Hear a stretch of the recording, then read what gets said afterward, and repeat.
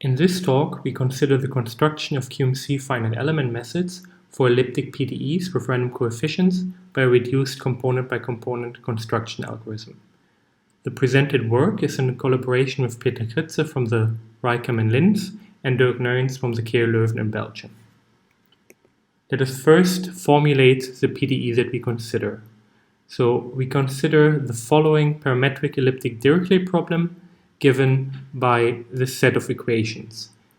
Note that here we have our spatial variable x, which belongs to the domain D in Rd, and we assume that D is a bounded convex Lipschitz polyhedron domain.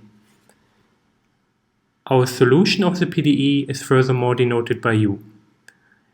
And additionally, we make the following assumptions. So we assume first that the stochastic variable y, which is an infinite dimensional vector of these yj here, is uniformly distributed on the infinite dimensional cube from -1/2 to 1/2, denoted by u, and it is uniformly distributed on this cube with uniform product measure. Furthermore, we assume that the parametric diffusion coefficient a, which depends on the spatial variable x and the stochastic variable y, depends linearly on the yj in the following form. Note that in this equation we have this function a0 depending only on the spatial variable x, and additionally these basis functions psi j, which also only depend on the spatial variable x. Furthermore, the gradients appearing in the above equation are taken with respect to the spatial variable x as well. And furthermore, we assume that our right-hand side f is square integrable over our domain D. Then, if we want to consider the solution space of this PDE, we define our Sobolev space V of functions vanishing on the boundary delta D, and this space is given by the following norm, which is essentially the L2 norm of the gradient of a function v belonging to our Sobolev space.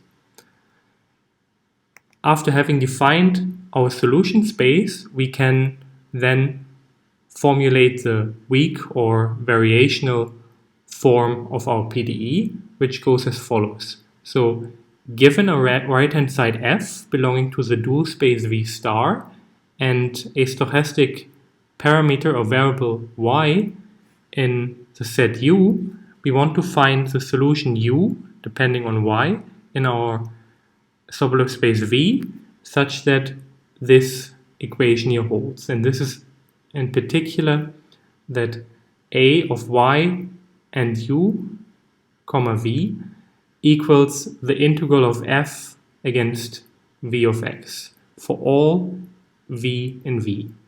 And this parametric bilinear form, which is quite common, is given here and is defined also for test functions w and v in the Sobolev space v. After having formulated our PDE problem, we are then interested in the following. For bounded linear functional g belonging to the dual space v star, we want to approximate the expectation with respect to the stochastic parameters y of g applied to the solution of the PDE problem. And this can in particular be formulated as an infinite dimensional integration problem. Furthermore, we want to approximate this approximation by the use of so-called randomized rank 1 lattice rooms of the form below. I will give later on a bit more details on Quasi-Monte Carlo integration and rank 1 lattice rules, but for now just consider this as a linear functional Qn with an integrand function g, which depends on a finite element approximation to the truncated solution us. And this is denoted like this here. In particular, this integration rule, this rank 1 lattice rule, depends on this so-called generating vector z, which is an integer vector of length s, and in this talk, we will assume that this generating vector has been constructed by the so-called reduced CBC algorithm. And furthermore, this vector delta is a uniform random shift vector. The motivation to consider here the reduced CBC algorithm is that we want to reduce the computational cost of the construction of our generating vectors for the used rank 1 lattice rules. And this is particularly interesting for the case that we have weights of pod form. But again, I will come to that later. To elaborate a bit further on the motivation to use this reduced CBC construction, so there is a seminal article by Kuh, Schwab, and Sloan from 2012, who, as one of the first, considered this QMC finite element method problem for elliptic PDEs with random coefficients. And they showed basically that the occurring weights in their analysis are of product and order dependent form, or short pod form, which is basically given by this formula here. So these gamma u have this particular form, which we will call pod form. The problem then, when using QMC methods to approximate the expectation as on the previous slide, is that the construction cost of finding a suitable rank 1 lattice rule with n points in s dimensions for the case of pod weights is actually of order Sn log n plus s squared n, which is when s and n are large or even moderately large, becomes infeasible. And that's why later Gantner, Hermann, and Schwab in 2018 showed that under the special assumption of locally supported basis functions psi j, it is actually possible to obtain instead, by a slightly different derivation, so-called product weights, which have this slightly easier form given here. And doing the construction for product weights only requires Sn log n operations and can therefore be more efficient than using pod weights, assuming that we have the same S and N. And our idea, or the idea in the article, which is presented here, is that we still want to consider pod weights, but instead of using the standard CBC construction, which gives the construction cost as shown below, is to instead use a so-called reduced construction algorithm, which allows us to reduce the computational cost of the algorithm. In order to proceed, we first need to make some more technical assumptions, over which I will go briefly. So in particular, we assume that for this function a0, depending on the spatial variable x, there are some constants between 0 and infinity that kind of sandwich this function a0 of x almost everywhere on D. And furthermore, we assume that there exists a constant kappa bar such that this inequality here holds. And under these two assumptions, it can be shown that there actually exists a unique weak solution u of y to the PDE problem.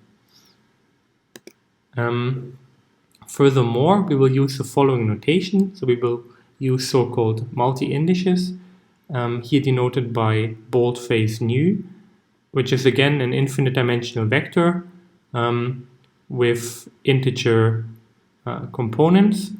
And we define the corresponding order of this multi-index by this form, and also the support set of this multi-index by all the indexes of the multi-index for which the corresponding component is greater than 0. And since we here only consider first-order derivatives, we have a restriction of these multi-indices, namely that the components of the set are only either 0 or 1, and in particular that the initials are finitely supported, and that is this set F1 here.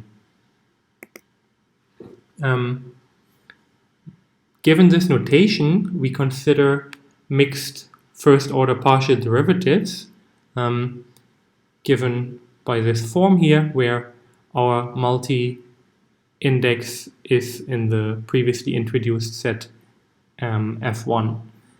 In particular, we will often have this sequence B here of initials Bj, and we also set B nu as the product of all the Bj to the corresponding power nu j.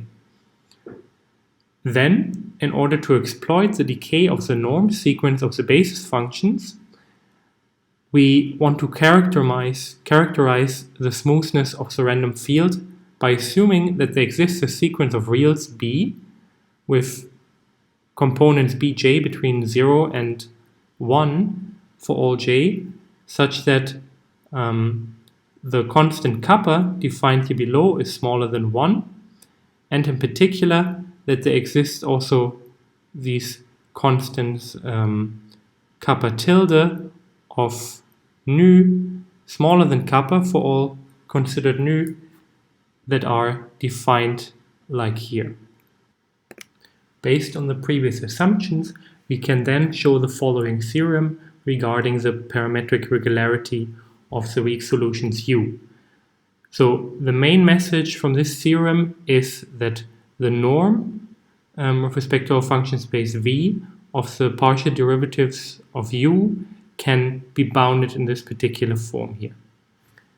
Furthermore, we then, under the same assumptions, obtain immediately a corollary where we have this slightly updated bound on the right-hand side for the norm of our derivatives. And in particular, these resulting bounds are of pot form, namely the right-hand side of the bound behaves like constant times b to the nu times our function gamma that depends only on the order of the multi-index nu times the norm of our right-hand side f measured with respect to the dual space. And with these results, we can perform the following QMC finite element error analysis.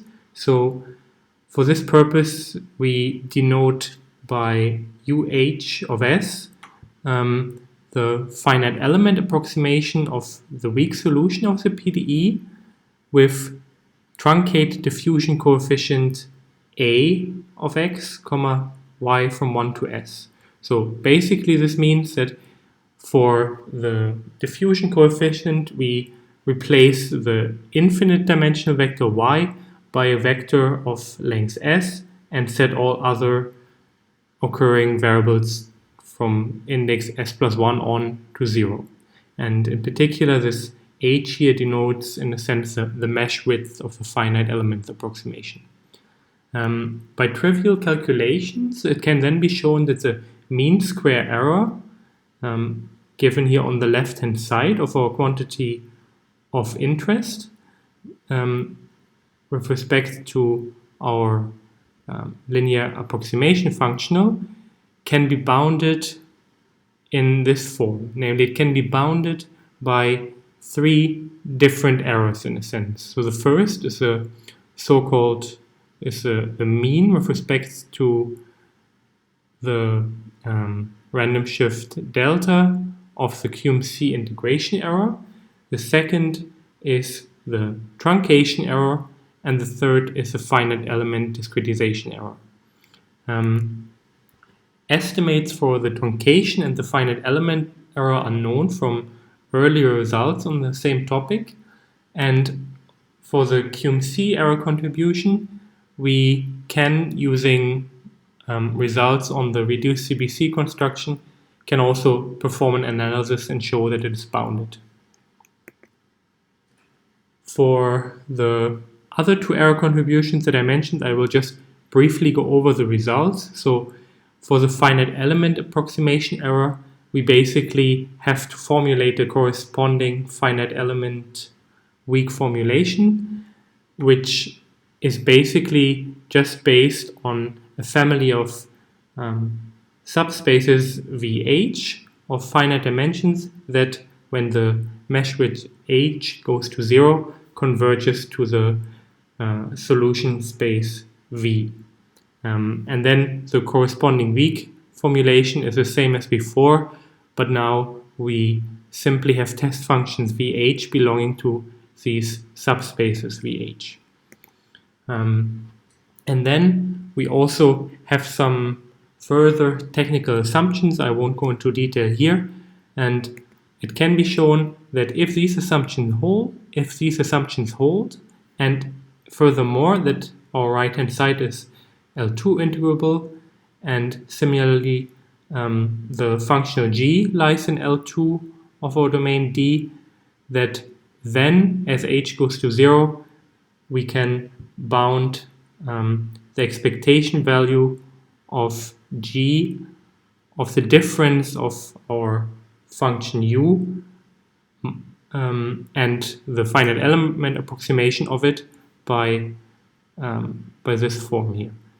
And this holds in particular for any parameter y with constant c bigger than 0, and in particular this constant is independent of y and h. And yeah, results can be found in this article here.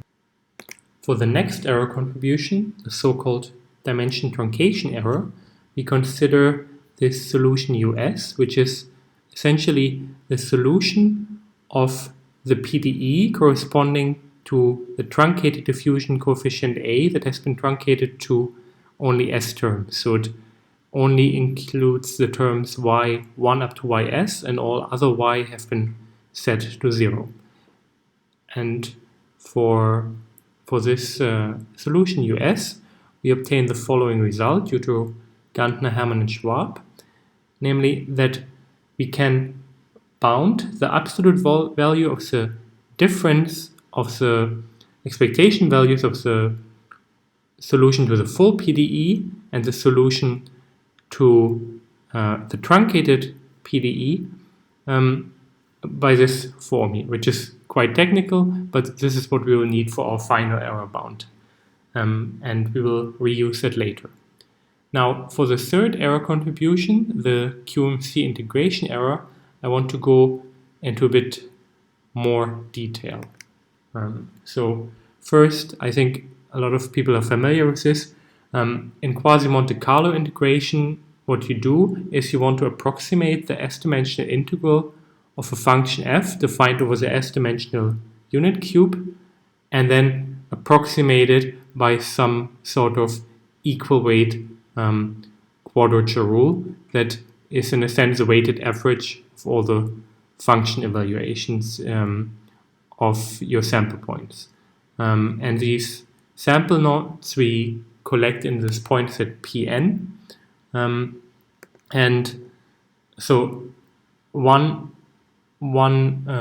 class of integration rules are so-called Monte Carlo point sets, where the points are randomly chosen, but then you see here you get gaps in clusters.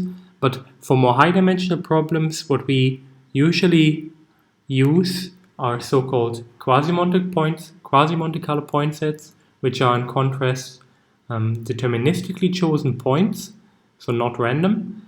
And additionally, they have some sort of low discrepancy, as you can see in this picture here. So for such a Quasi-Monte Carlo rule, which we will denote by Qn, we define a certain quality measure. So in particular, given a function space, a Banach space F, we define the worst case error of a QMC rule with underlying points at Pn by this here. And this is essentially the worst integration error that is attained by all functions lying in the unit ball of the considered function space.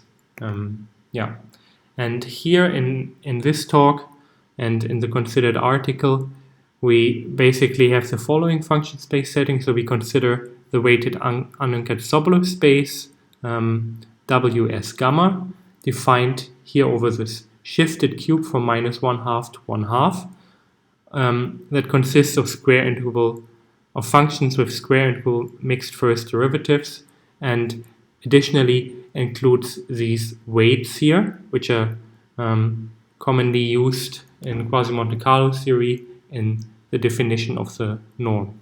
And the definition of the norm is given here. The role of the weights is basically to moderate or to give an indication how important certain groups of variables are in the particular function space. And we will actually consider a special family of QMC rules, namely so-called lattice rules. So for this, I first give you the definition of a so-called rank 1 lattice rule. A rank 1 lattice rule is a Quasi-Monte Carlo method which has this particular form. So this the same as before, it's an equal weight cubature rule, but now the cubature nodes have this particular form, where these curly brackets denote the fractional part. And this integer vector z here is the so-called generating vector of the lattice rule. Here are two examples of how the point set of such a lattice rule looks. And this is just for illustration purposes. Furthermore, we, like I showed in the beginning, consider so-called shifted rank 1 lattice rules.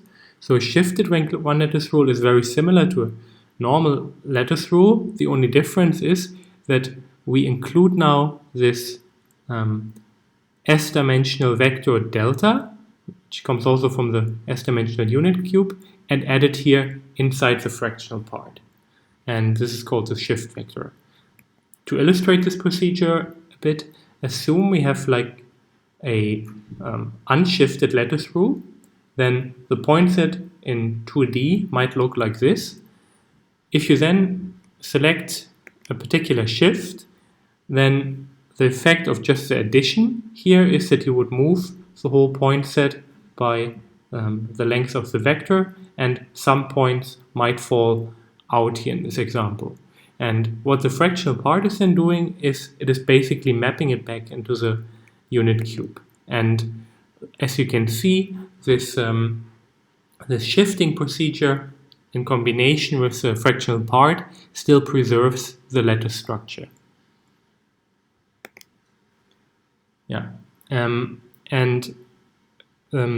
One difficulty for designing good lattice rules which have a low worst case error is the choice of the generating vector that we saw. So there are a couple of algorithms around. So the most commonly considered ones are so-called component by component constructions. But I won't go into much detail about those. In particular, I will just explain the algorithm that we use here in this talk. So we have some assumptions. So we assume that the number of cubature point is a prime power, b to the m, and we have just some general weights gamma. Additionally, we have the design parameters w1 up to ws, which are increasing in size, and they're in particular integers. And we define these numbers yj here as b to the wj. And then third, the set z and wj corresponding to this particular design parameter wj is given as this set here. And basically what it means is that these the set here decreases in size if wj increases in size. And at some point, if the wj is larger or equal to m, it just collapses to be just the 0.1 that is in the set. And based on these assumptions and these notations, we can formulate the so-called reduced CBC algorithm, which is due to Dick, Kritzer, Leobach, and Pillig-Sammer. And in the formulation of the algorithm, so it is like a standard CBC algorithm. We search over all coordinate directions by minimizing this error criterion. The only difference is now that the components for which we choose and for which we compute the worst case error are now from this reduced search set. And this saves a bit of computation time. And additionally, we see that these introduced quantities yj appear here in the formulation of the worst case error. So that is the reduced CBC algorithm. Details, like I said, can be found in this article here. For the resulting generating vectors obtained by the reduced CBC algorithm, we can then prove the following estimate for the mean square error. And basically the theorem says that for integrands from our weighted unequal Sobolev space, we can construct a randomly shifted lattice rule obtained by the reduced CBC algorithm such that for functions of our function space, this error bound here holds. And this will be used later. Regarding the complexity of the considered algorithm, so under the same assumptions, and now additionally saying that S star is the largest integer such that W S star is smaller than M, we obtain that 1 for the case of product weights, the complexity of the algorithm is behaving like this, which has been proven in the article by Dickritzer, Leobach, and Pilligsammer. We could actually show that with a clever implementation, we can further reduce this to be only of this order of magnitude. And more importantly, for our purposes here, for the special case of pot weights, gamma u of this form, the computational complexity can be as low as this term here. And this is, if you compare it with the unreduced construction, which had complexity Sn log n plus s squared n, can be quite low, depending, of course, on the design parameters, wj, that we chose. For completeness sake, I just give here briefly the fast implementation of the reduced CBC algorithm, but I will not go into any details, and more details can be found in the article that corresponds to this talk here. Combining now all the estimates for the 3 different errors that we obtained, we can, like before, recall that our quantity of interest can be bounded like this here, and then if we plug all the results that we obtained in, we obtain that for all lambda between 1/2 and 1, the mean square error of our quantity of interest is bounded in this form. This might look a bit technical, but basically it is just plugging in all the 3 error bounds that we obtained for the different error contributions. And then what we can further do, so if we go back quickly, so we still see here that we have this norm of G applied to UHS appears, and this can be further estimated, in fact. So we actually can use the results from the regularity analysis that we obtained. So there we had bounds that are of just this general pot form, and if we plug these bounds in and use the definition of our weighted unequal Sobolev space, we can actually show that the norm of G applied to the solution is bounded like this. And if we then plug this bound into the estimate that we did for the QMC error contribution, we can show that the QMC error contribution is upper bounded by this expression, where this term C gamma W comma lambda is defined like here, and it depends on in particular of our reduction indices that enter the algorithm, the reduced CBC algorithm as inputs, and also on the weights gamma.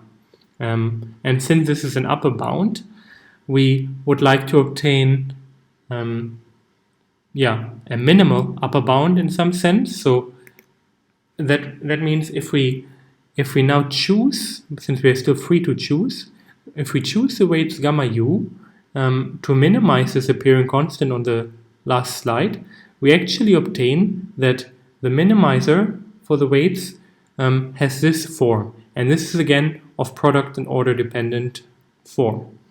And then, since this is what we obtain from our analysis, we of course want to apply the reduced CBC algorithm for the particular case of pod weights. And that's what I already showed on the fast implementation slides for pod weights. And in this way, we can use our algorithm for pod weights and reduce, therefore, the construction cost. To summarize and to bundle everything that I said so far, we obtain the following main result of this talk. In particular, given the original PDE for which we characterize the regularity of the underlying random field A by a sequence of Bj, and additionally determined a sequence of reduction indices Wj such that this summability condition holds, we can then construct a generating vector for an endpoint randomized lattice rule using the reduced CBC construction at a cost of only O of this sum here operations, such that with respect to the standing assumptions, we obtain then the following bound for the mean square error of our quantity of interest. And in particular, it is bounded by contributions that are, the first is the regularity of the random field and the truncation dimension that comes here into play. Then the second is the finite element error discretization H, and the last is basically the QMC error contribution, which depends then on the number of chosen cubature points. And for this bound, all the implied constants are then independent of these three quantities, namely S, the truncation dimension, the width, the mesh width H, and the number of points N. And that is the main result. So that is the end of the talk. Thank you for your attention.